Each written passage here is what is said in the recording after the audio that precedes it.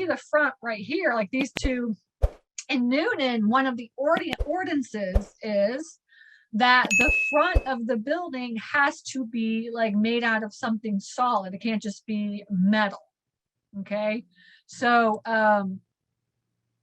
yeah, so I was making sure nobody was stuck.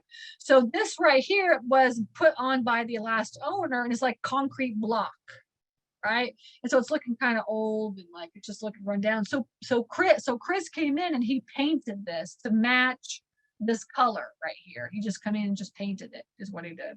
And so it looks on, and then these are older pictures, but he came in and he painted it.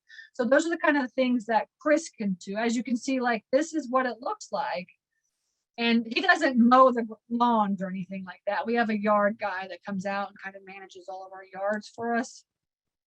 But he did come in like right here and he painted all this, is what he did to make it look nicer. And, you know, then he comes in, he overlocks the facility, you know, overlocks the storage units if like if they don't pay or something like that. And, you know, this kind of stuff, you know, picks up trash. I saw him the other day doing a little bit of weed eating. This is the inside of one unit right here. And this is one of them that's like all torn up that we were looking at. But overall, it's pretty nice. It's a nice facility, you know, nothing bad about it at all. It's on a huge, big piece of property that eventually, yeah, see, here's the back. It would have looked so much better if it was like that, right? But the city is like, no, you have to have something like concrete in the front, you know, it's like that's just their rule.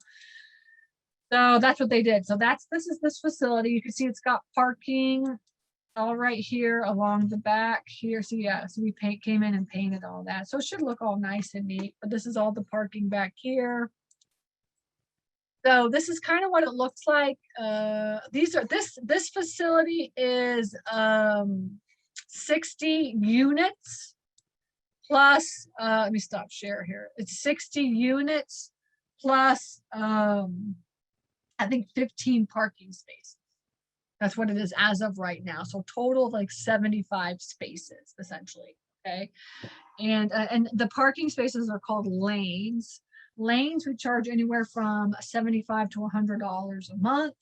And the spaces, the units we charge anywhere from $60 to maybe $75 a month, depending on where we're at, something like that. So that's kind of how you could look at it. Okay, but I wanted to just give you a visual of kind of in the find them, fund them, run them sequence, what everybody's doing. Everybody has their job.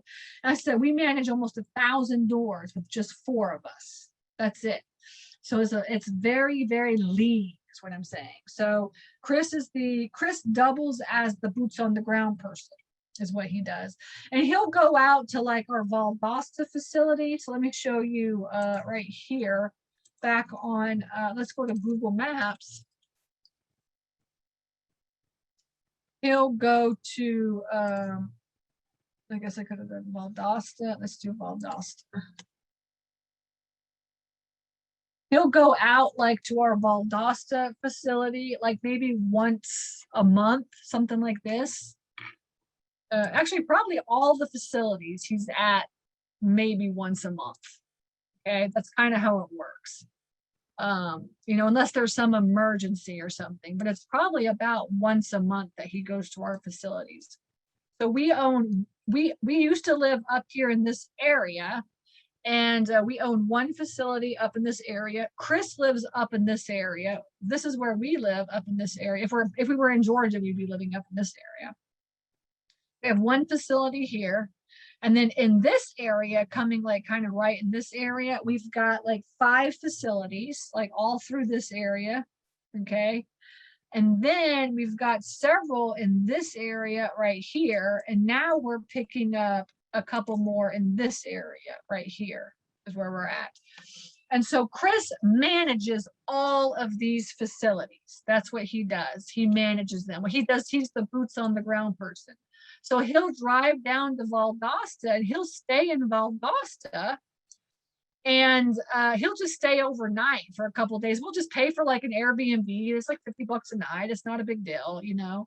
And he'll just stay in an Airbnb, and then he'll drive around, and he'll just for 2 or 3 days he'll just manage all these facilities and just overlock them, take care of whatever needs to get done. And for us, it's like it just costs maybe a couple $100 for him to drive down and just do all that. So we just pay out for him to do all that.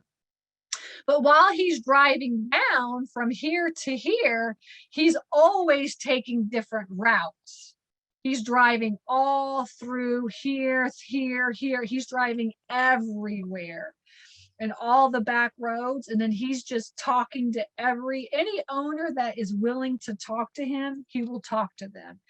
And the rule is, everybody that's my student knows, the rule is that when you talk to an owner, you always make an offer, even if it's an offer that's going to hurt their feelings. So for instance, one of my, what we're looking at one right now that's in Live Oak, but we have one under contract. And that's another thing I was going to tell you too, Frank. So Live Oak, Live Oak, because that's right near you. Just to give y'all an example, Live Oak is right here. So Frank said he's in this area. So we're here. Okay. Now, so we picked up one in Live Oak. I've already got it under contract. We're closing on it. It's 100 units. We picked it up for $300,000. And they're only charging like, it should be worth at least $600,000, but they're only charging 27 cents a square foot. Okay.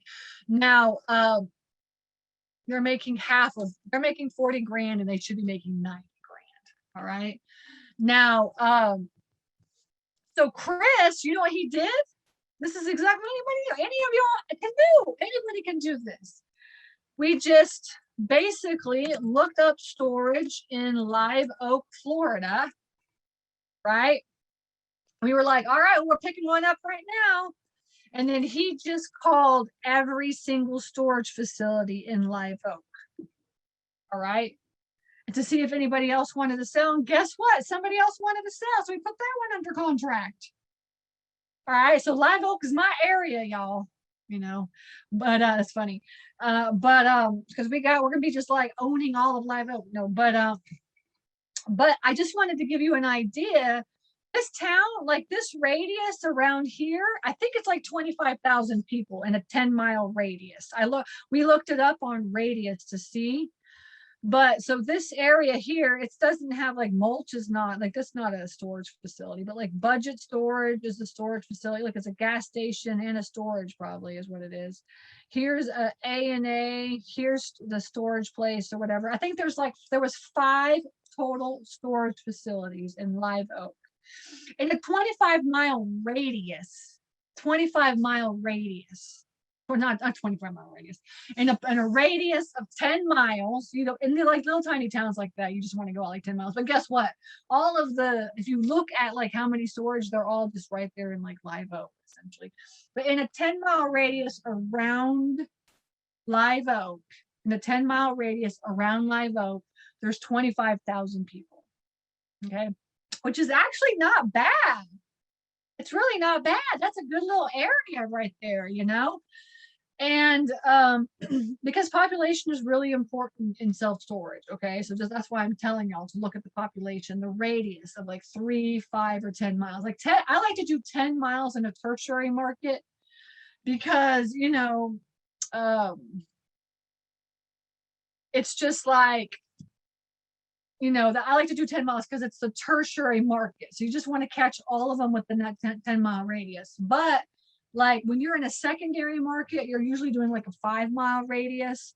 When you're in a primary market, right? Primary is where you're going to see a lot of REITs and hedge funds. Then you're